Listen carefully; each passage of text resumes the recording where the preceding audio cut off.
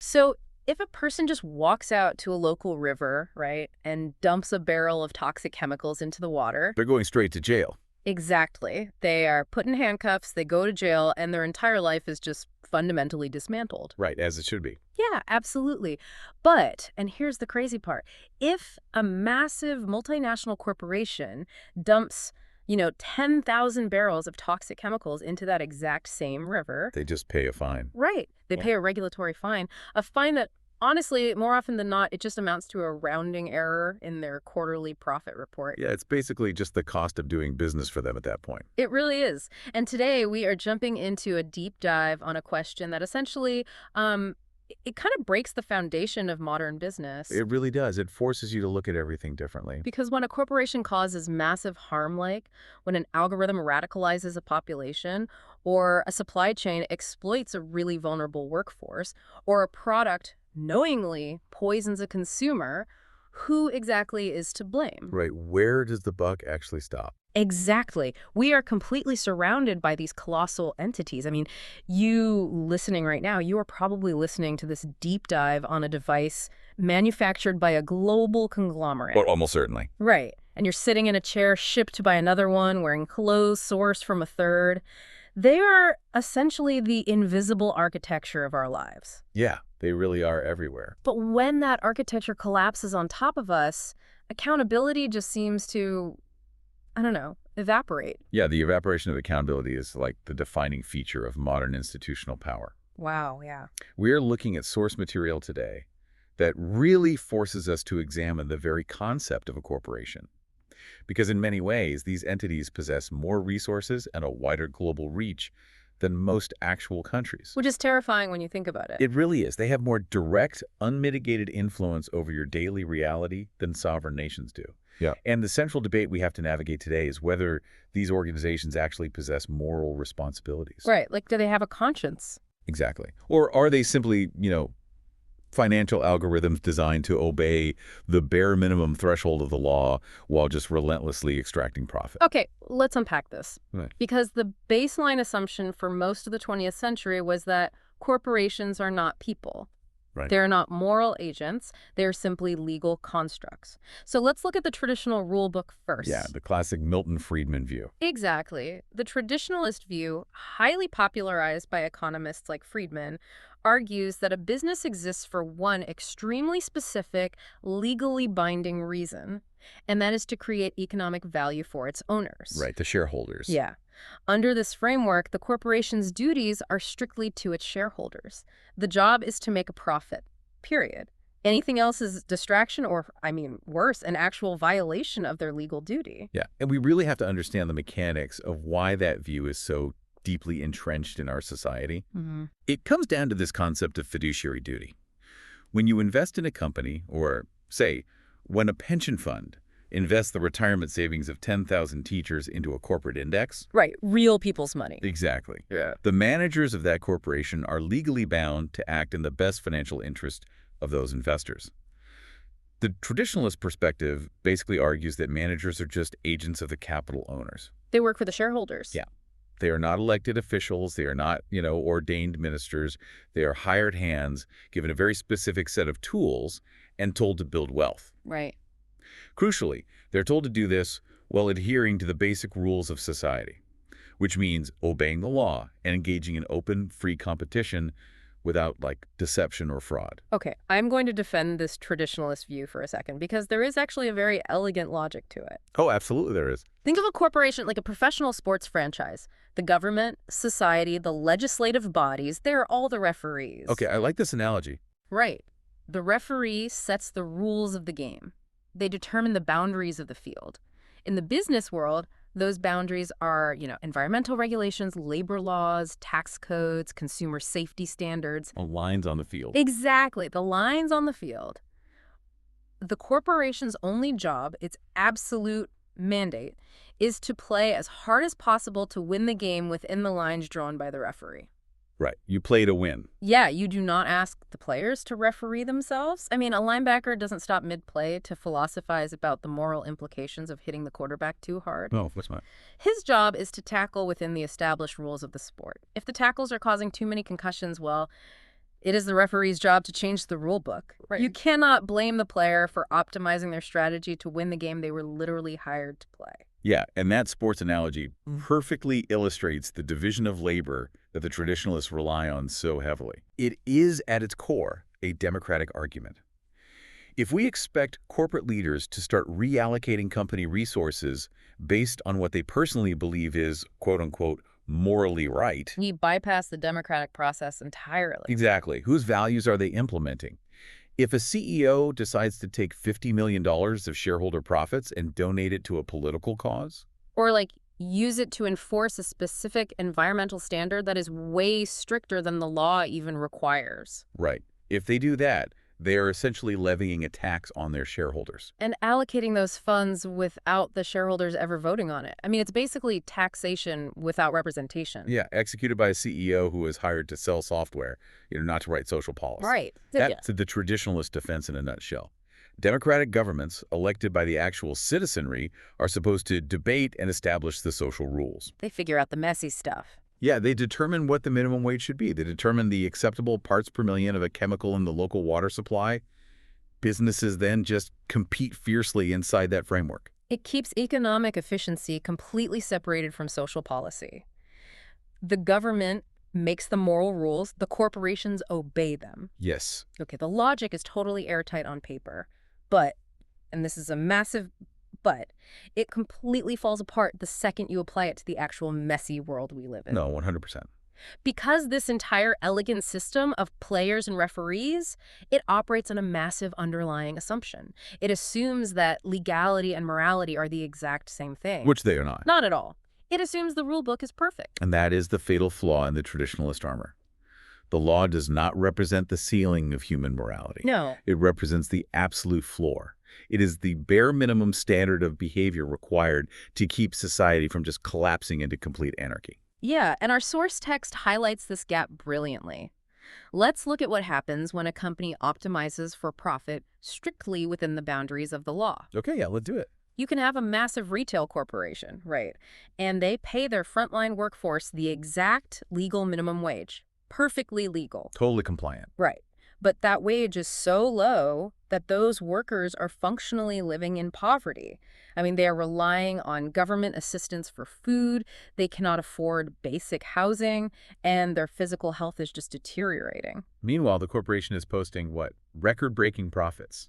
Exactly. Multi-billion-dollar quarterly profits. They have optimized the rules perfectly. Or, look at the tax code. Oh, the tax code is the perfect example of this. Right.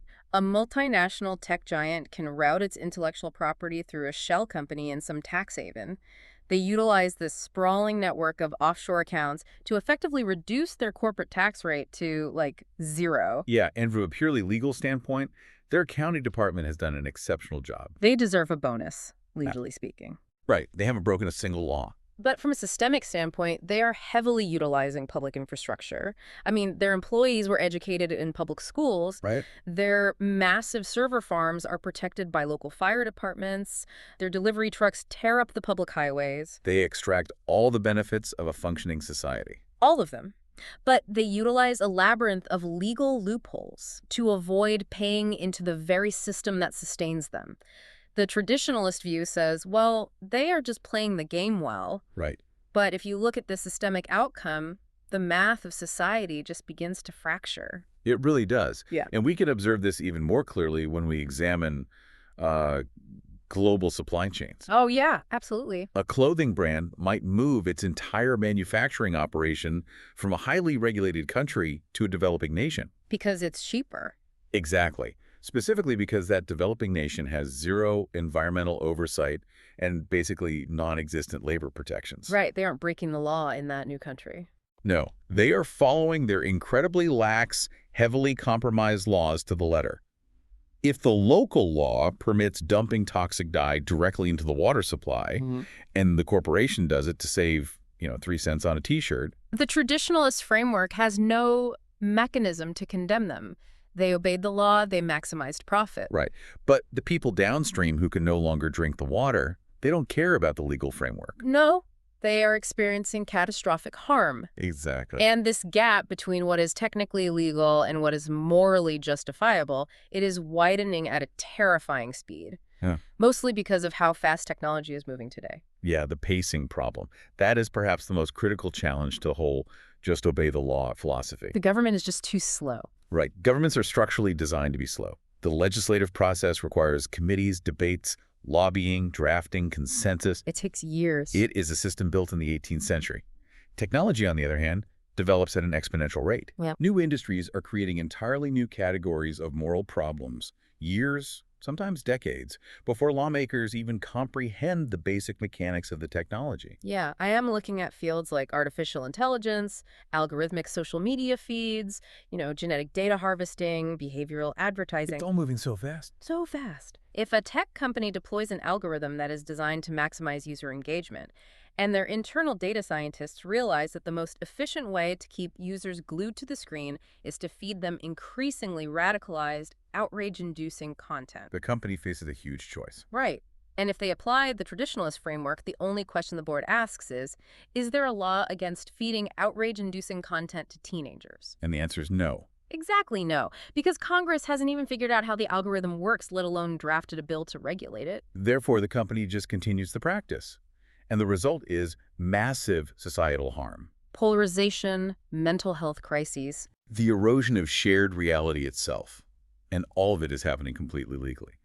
The lag between technological reality and government regulation is just too vast to rely on the law as our only shield. We can't just wait for them to catch up. No. If we wait for the government to write the rules for artificial intelligence or synthetic biology or neurotechnology, the damage will already be irreversible. Wow, yeah. The vital shift inside these boardrooms has to move away from, are we technically permitted to do this, to, should we do this, given the immense power we wield? But see, that is a massive paradigm shift. You are essentially asking for a corporation to self-regulate based on an internal moral compass. Yes. But this leads us straight into a philosophical brick wall from the source text. How can a non-human entity even have a moral compass? It's a great question. Right, because a corporation is just a stack of legal documents filed in some office in Delaware. It doesn't have a biological brain. Right. It doesn't feel guilt. That isn't a soul. Exactly. It doesn't wake up in a cold sweat at 3 in the morning wondering if it did the right thing. This is the hurdle of corporate agency. When people say, that corporation is evil or that company is immoral, philosophers historically argued that this was just lazy shorthand. Like they just meant the CDO was evil. Right. They argued you're actually just criticizing the specific human executives inside the building. But the source material pushes back really hard on this reductionist view. Okay, how so? It argues that corporations possess structural features that individuals do not, which makes the entity itself uniquely accountable. Walk me through the mechanics of that. Because how does a stack of legal documents become a moral agent? Through the concept of collective agency, even without a human brain, a large corporation has an intricate, formalized decision-making structure. Like an org chart. Exactly. It has standard operating procedures, internal compliance matrices, stated institutional goals, historical memory embedded in its data, established chains of authority. Really, I'm tracking with you. So when a multinational corporation decides to, for example, enter a new emerging market, or launch a specific marketing campaign, or obscure negative safety data about a pharmaceutical drug. It's never just one guy in a dark room. Exactly. That action is rarely the isolated decision of one rogue individual. It's an organizational output, like an engineer flags a data point, a mid-level manager puts it in a risk assessment matrix, a vice president reviews the matrix against quarterly revenue targets, and then some committee signs off on the final strategy. Precisely. It is a coordinated synthetic decision that no single individual has total control over. Okay, that makes sense. Because this formal structure exists to synthesize all those human inputs into a unified corporate action, the corporation itself can be seen as having agency. It acts on its own, essentially. Yes. Therefore, it makes logical sense to judge the institution, to hold it morally responsible, independent of the specific humans who happen to be occupying the desks on any given day. I really want to push on this because if we do not treat the corporation as a moral agent, if we only look for the human beings to blame, we fall into a trap that the text calls the responsibility gap. Oh, the responsibility gap is fascinating. It is the most terrifying part of modern bureaucracy. Let me give you an analogy that I think works better than the standard examples we usually hear. Okay, let's hear it. Imagine a massive software company building the flight control system for a brand new commercial airplane. The plane crashes because of a software failure. A total tragedy. Right. The public obviously demands accountability. So investigators go to the junior software engineer, but the engineer says, hey, I just wrote one specific module for the landing gear protocol. It worked perfectly in isolation. I didn't write the integration code. So then the investigators go to the integration team. Exactly. And the integration team says, well, we just compiled the modules using the compiler software provided by the IT department. We met the deadline set by management. We didn't design the overarching architecture. Right, passing the buck. So you go to the project managers. And the managers say, look, we just relied on the safety sign-offs from the QA department, and we executed the budget given to us by the executive suite. So you go to the executives. And they say, we aren't coders. We oversee high-level market strategy. We trusted the reports provided by the managers. Then you go to the board of directors. Right, and they say, we just provide governance and fiduciary oversight. And finally, you go to the shareholders. And the shareholders are like, we literally just bought a mutual fund on an app. We don't know how commercial planes are built. It's a perfect circle of denial. You have a catastrophic failure, people died, but the bureaucratic structure creates an impenetrable shield for the individuals.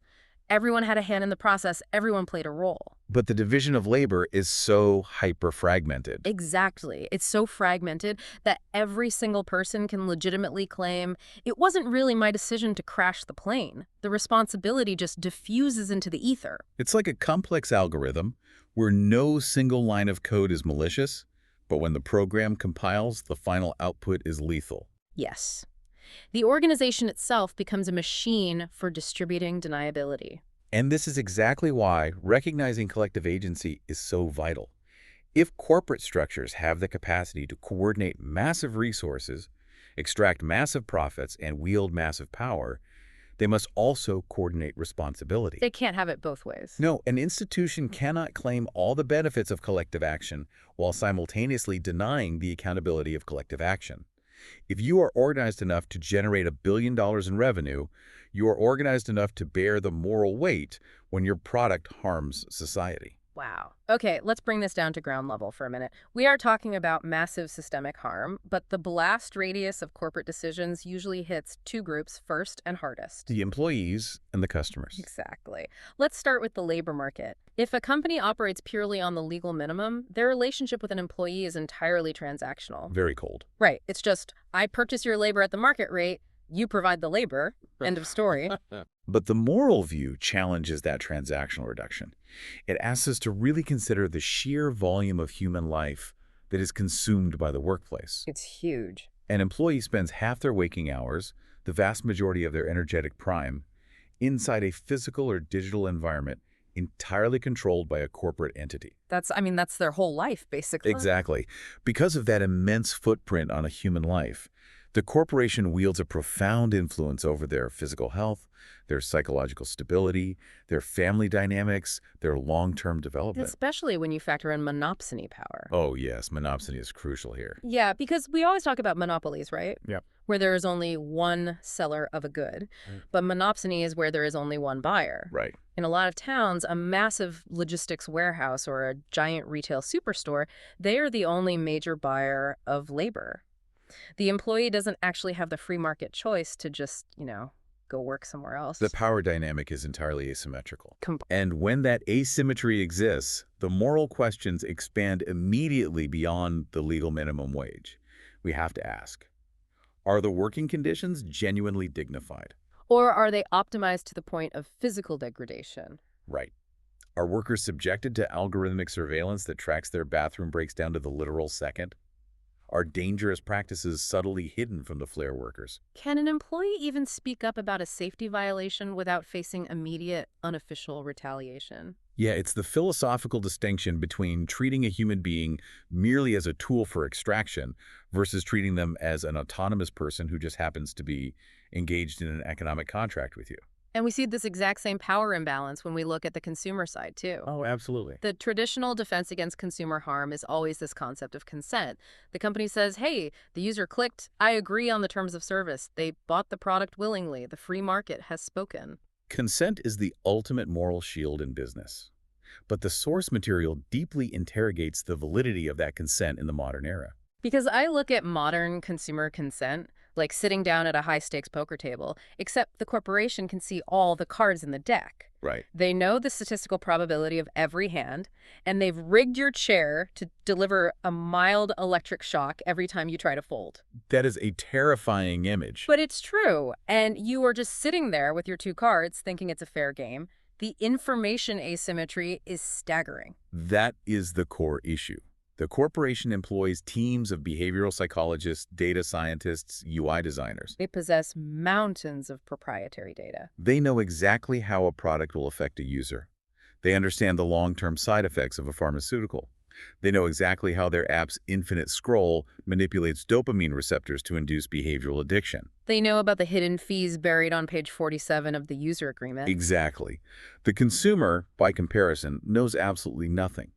They're just trying to buy a product or use a service to get through their day. So when a company uses dark pattern, user interface tricks designed to confuse you into subscribing to a service or making it intentionally labyrinthine to cancel an account, that is not free market consent. Yo, it's not. That is exploitation of a psychological vulnerability. And because of this massive imbalance of knowledge and technical sophistication, the moral duties of the corporation to the consumer have to expand significantly. They can't just hide behind a checkbox. Right. Consent is completely meaningless if it is uninformed or manipulated. Therefore, the corporation has an inherent duty of transparency, a duty of safety, and a duty of non-manipulation. They cannot ethically exploit the fact that the average consumer does not have a PhD in data privacy or behavioral economics. Exactly. But, at least the employee and the consumer chose to walk into the casino, so to speak. They engaged with the corporation on some level. What happens when the corporation's actions devastate people who never bought their products, never worked for them, and never signed a terms of service agreement? Now we are analyzing market failures. Specifically, what economists call externalities. Right. An externality occurs when a transaction between two parties generates costs or benefits for a third party who was completely uninvolved in the transaction. In business ethics, we are usually focused on negative externalities. Yes. This is where the true cost of doing business is hidden. Like if a factory produces cheap plastic goods, the transaction is between the factory and the buyer. Right, a closed loop, supposedly. Supposedly. But the factory pumps airborne pollutants into the surrounding town. The cost of that pollution, the rising asthma rates in local children, the decreased property values, the strain on the local healthcare system that isn't paid by the factory. No. And it isn't reflected in the price of the plastic good either. The unpriced risk distorts the entire market. The traditionalist view of free market capitalism really prides itself on efficiency, but when externalities exist, the math is fundamentally flawed. It's a lie, basically. The product is artificially cheap because the corporation is being subsidized by the lungs of the people living downstream. The text summarizes this so beautifully. It says, businesses should not be allowed to privatize the profits while socializing the avoidable harm. That's a great way to phrase it. Right. You cannot keep the gold and make the public choke on the smoke. If you derive the economic benefit from a process, you must internalize the environmental and social consequences of that process, regardless of whether the local law forces you to or not. And it's important to note that externalities do not just expand outward across physical space. They expand forward across time. Oh, this is such a huge point. This is where the concept of corporate moral responsibility becomes genuinely sweeping. We have to look at the conflict of time horizons. The mismatch here is so systemic. Publicly traded corporations are largely trapped in incredibly short-term cycles. Quarter by quarter. Yeah. Executive compensation is tied to quarterly earnings reports. The stock market demands year-over-year growth. The entire apparatus is obsessively focused on what happens in the next 90 days. But the decisions made to satisfy those 90-day targets decisions regarding, say, deep-sea drilling, carbon emissions, deforestation, or the deployment of untested genetic technologies have consequences that will unfold over decades, centuries, or even millennia. It's completely out of sync. In economics, there's a concept called the discount rate, which is a way of calculating the present value of future cash flows. Basically, the further out in the future the money is, the less it is worth today. But corporations are applying financial discount rates to human existence. Exactly. They are effectively saying, A climate catastrophe 50 years from now is worth less than a 10% boost to our dividend today. That is the ultimate ethical failure. Future generations are the ultimate voiceless stakeholders. They cannot vote in current elections to change the regulations. They can't buy shares today to influence proxy votes in the boardroom. They cannot organize a boycott. Yet, the decisions being made in corporate boardrooms this afternoon will entirely construct the physical and technological reality they will eventually inherit. If corporate moral responsibility means anything at all, it cannot be confined to the people who currently hold stock. It must transcend the present to protect the future. Okay, I am looking at this sprawling map of responsibility we've just drawn. And I mean, the corporation is supposed to be morally accountable to its employees, its consumers, the local community, the global ecosystem, and people who haven't even been born yet. It's a lot. I have to push back hard here because I'm looking at these stakeholder principles and they feel like an academic wish list. Okay, lay on me. Like, Edward Freeman's stakeholder theory sounds incredibly noble, but it feels mathematically impossible to execute in a real boardroom. The tension between the shareholder view and the stakeholder view is the central battleground of modern business ethics. Why do you say it's mathematically impossible? Because resources are finite. You cannot maximize multiple competing variables simultaneously. That's true. Right. If a CEO walks into a board meeting and says, hey guys, we are going to significantly raise wages for all our frontline workers. We are going to lower prices to help our financially struggling consumers. We are going to invest $500 million in experimental carbon capture technology. And D, we are going to deliver maximum returns to our shareholders. The board will fire them for being delusional. Exactly. The math breaks. If you give $1 to the worker, that is $1 taken from the shareholder. If you spend $1 on the environment, that is $1 you can't use to lower prices for the consumer. It's a zero-sum game in many ways. Yeah. If a company is accountable to literally everyone, aren't they practically accountable to no one? I mean, they can justify any failure by just claiming they were serving a different stakeholder. That is the most potent and enduring critique of stakeholder theory. It really is. Because if a CEO has no primary metric, they can just mask mismanagement behind the veil of social responsibility. Vague declarations that a company should do good are entirely useless operationally. To prevent this, the moral responsibility of a corporation cannot be about maximizing everything for everyone all the time. So what is it about? It has to be about establishing concrete, non-negotiable moral boundaries within which the pursuit of profit is allowed to happen. So it's less about forced philanthropy and more about strict guardrails. Yes. What do those guardrails actually look like when the rubber meets the road? The source text outlines specific, actionable principles. It does not demand that a corporation solve systemic poverty or fix global inequalities single-handedly. Okay. It demands that the corporation avoid causing serious preventable harm. It demands that they honor their legitimate contracts and commitments, not just when it is financially convenient. Right, like keeping your word. Yes, it requires them to respect fundamental human rights across their entire global supply chain. It requires them not to deceive their stakeholders through manipulated data or dark patterns. Stop tricking people, basically. Exactly. It demands they treat people as autonomous persons rather than merely as cogs in a revenue machine. And it requires them to actively internalize and pay for their significant externalities. So it is establishing a baseline of decency, like go make your billions, innovate, disrupt the market, but do not lie, do not cheat, do not poison the river, and do not treat your workers like disposable assets while you do it. Exactly. It creates an ethical perimeter. Yeah. You can play the game of capitalism as aggressively as you want, provided you stay inside that perimeter. Which brings us to the modern reality of corporate social responsibility, or CSR.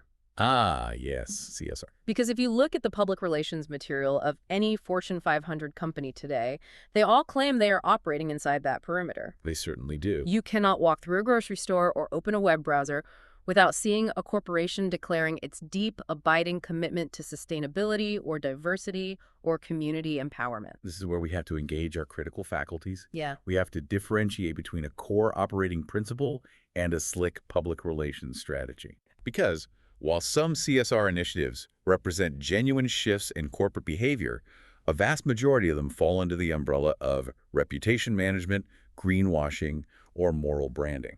It is deeply cynical. I mean, you will see a massive energy conglomerate spend $5 million installing solar panels on the roof of their corporate headquarters. And then spend $50 million on a global advertising campaign to make sure everyone knows about the solar panels. Exactly. Meanwhile, 99% of their revenue is still generated from extracting heavily polluting fossil fuels.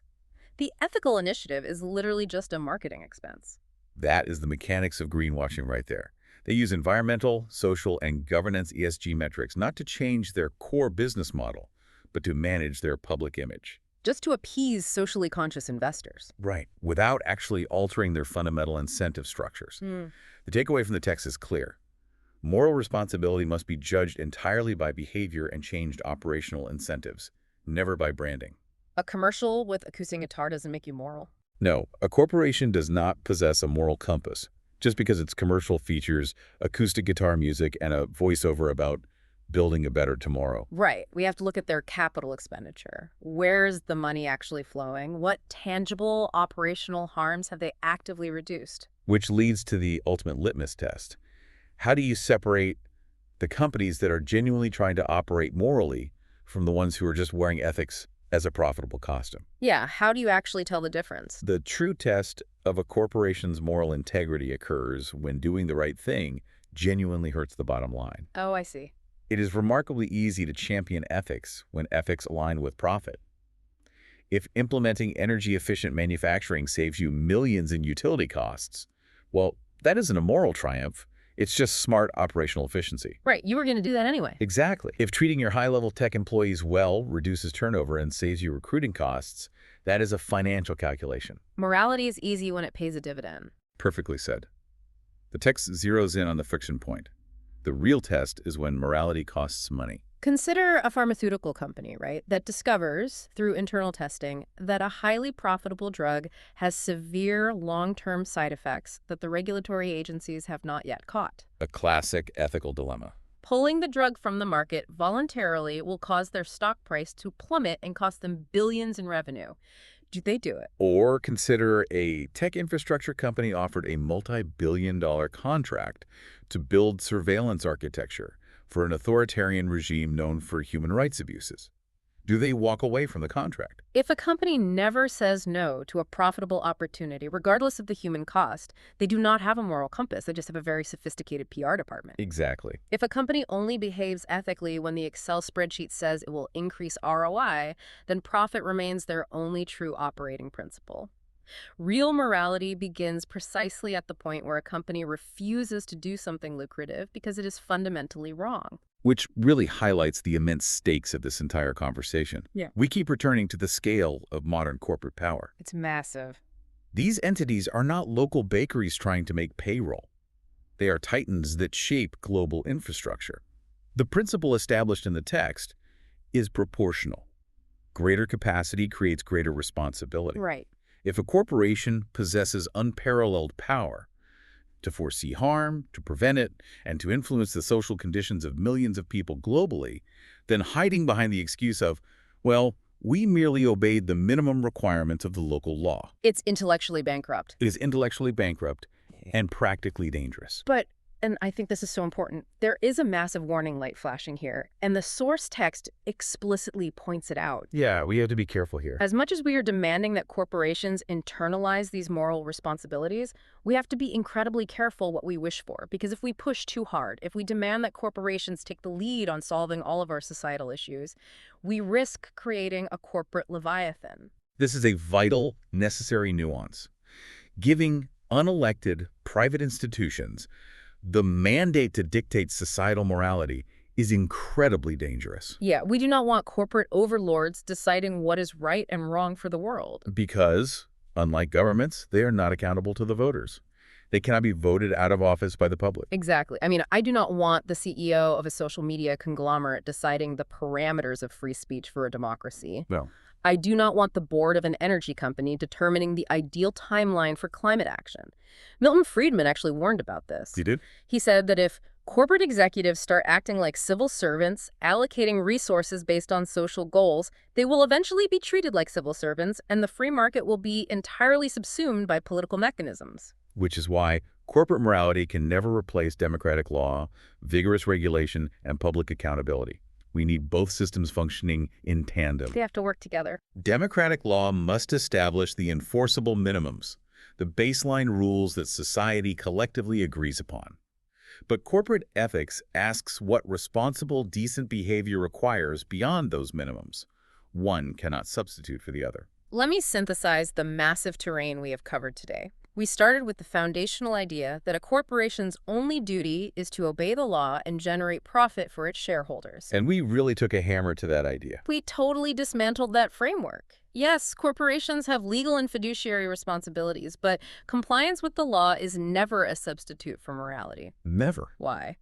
Because the law is too slow to catch them.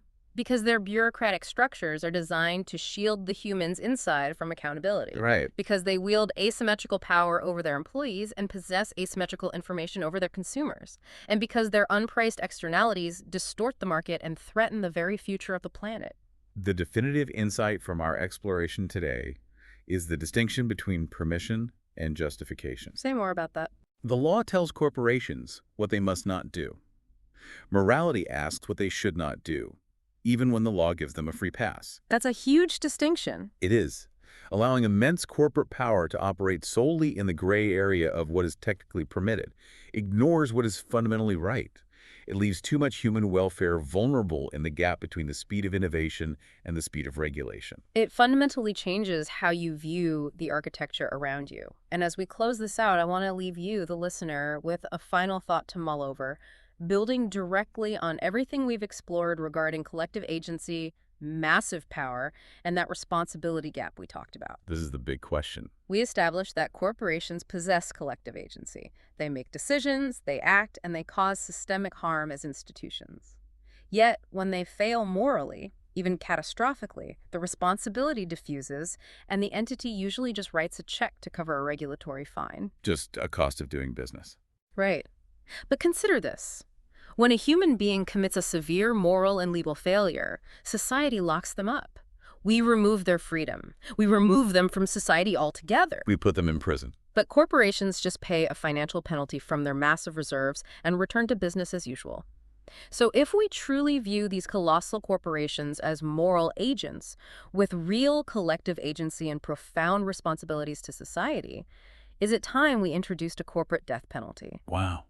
Is there a point where an institution's moral failures are so repeatedly harmful, so deeply unjustifiable, regardless of how perfectly they manage their legal loopholes or how profitable their quarterly returns are, that society simply revokes its corporate charter? Just dissolves it completely. A point where we liquidate its assets, dissolve its structure, and revoke its right to exist entirely. If an entity demands the rights and privileges of a person in our legal system, shouldn't it face the ultimate consequence when it irrevocably violates the social contract? That is a profound question.